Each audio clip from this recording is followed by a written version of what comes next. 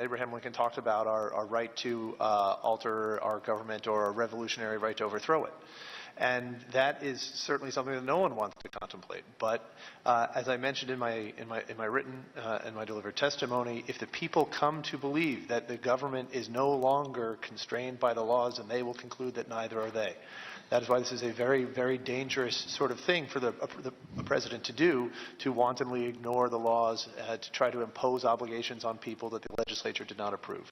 All right, folks, welcome to the Steve Malzberg Show. Glad you're aboard on this Tuesday. And that was Michael Cannon of the Cato Institute. As a matter of fact, he was our guest just yesterday, and he was talking about the president who is picking and choosing how to change laws, what laws to follow, what laws not to follow, all in the face of the Constitution and the law.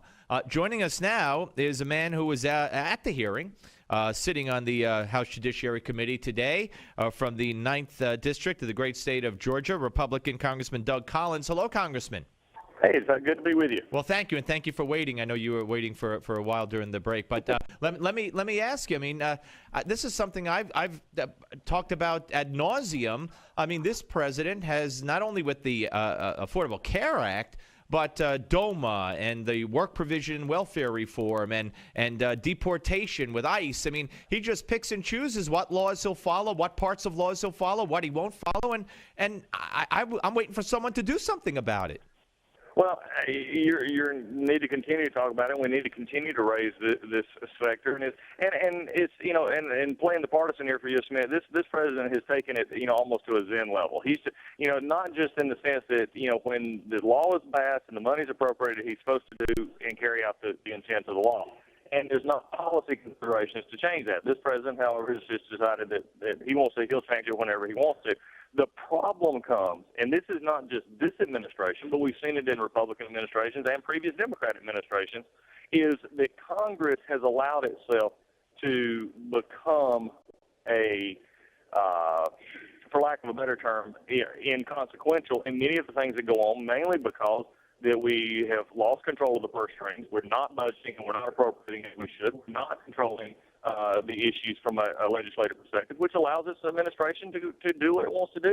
And I'm very concerned that just even if a Republican was elected next time, if we allow the executive to continue to do this, we've left the founders' vision of a three-check and balance system, and that's the bigger concern here. But have you ever, you say other presidents have done it, and I'll take your word for that, but have you ever seen it done to this extent? You said he took it to a Zen level, and again, so how can Congress, or is it up to a private group, a private organization? There's already one lawsuit from an Orlando orthodontist congressman who was on this show who is suing to have the Obamacare, the whole law, enforced and go into effect as planned, not because he likes the law, and it's even going to cost him money, but he just doesn't want Obama to have the right to pick and choose. So short of that, what could you guys do?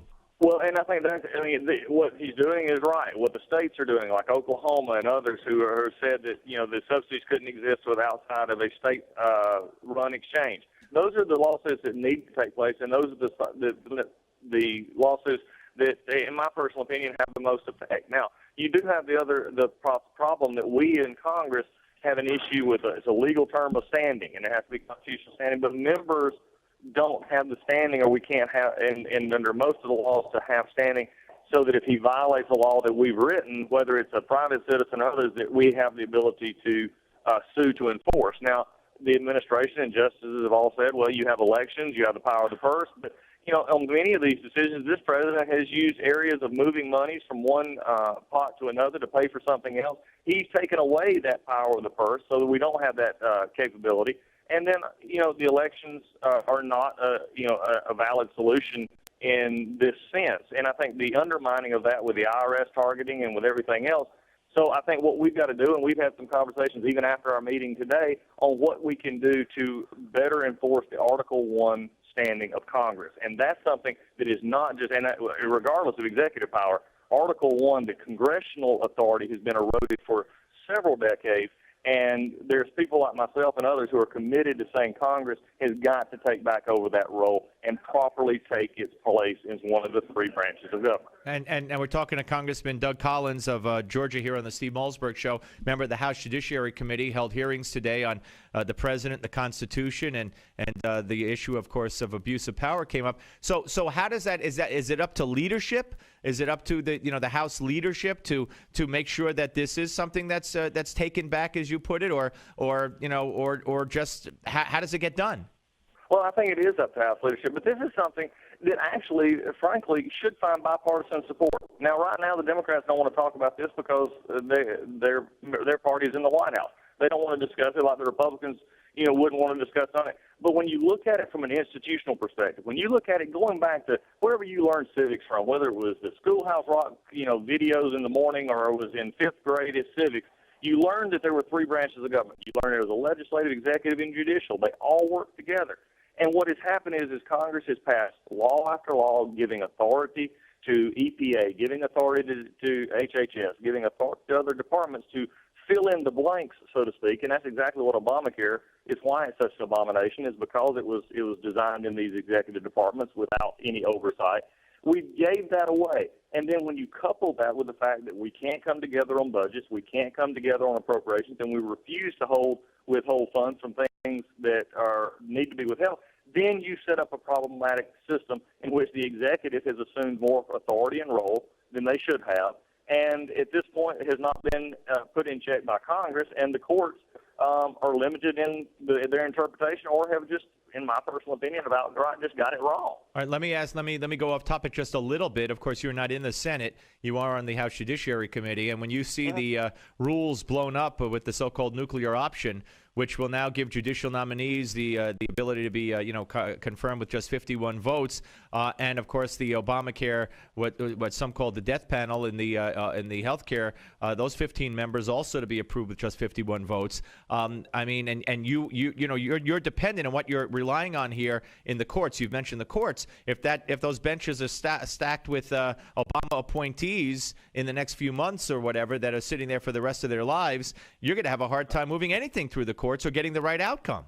Well, it is going to be a problem, and we just had a hearing not in the House side that dealt with this, especially with the D.C. Circuit Court, and that was what they were really wanting to stack. He really wanted to get his three nominees into the D.C. Circuit because right now it was an ideological sort of divide of 4 and 4, and I think that's one of the things that while we were fighting so hard to get this is why after the just complete disaster of a rollout, the Obamacare legislation, they see that it's on life support. They see that the problems are going wrong. That's why they needed to go ahead and stack this court.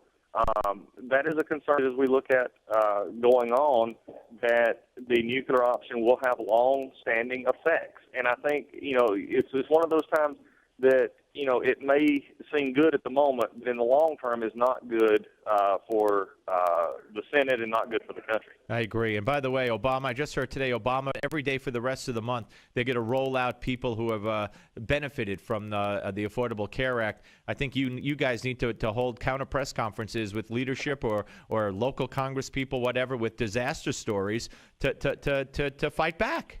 Well, I think at any press conference they have, we ought to frankly, it would be interesting to say, is any press conference the president has rolling out somebody who's been helped by the Affordable Care Act is to have a poster in the back saying, who did you take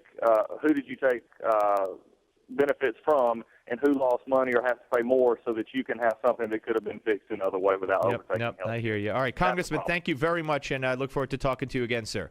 Oh, I look forward to it. You take care. Thank you. You too. Doug Collins, not the basketball player Doug Collins, or the former basketball player, not as far as I know. The Republican from Georgia here on the Steve Malzberg Show. When we come back, man, where do we even go? Where do we have so many sound bites. I don't know where to start. I'll have to decide during the commercial break. But that's why you tune in. That's why you come back. Because you never know what you're going to get on the Steve Malzberg Show. We have Ellen West coming up later, Fred Barnes, Andy McCarthy, Michael Yan, live from the Turkey-Syrian border. Steve Malzberg Show, Newsmax TV, and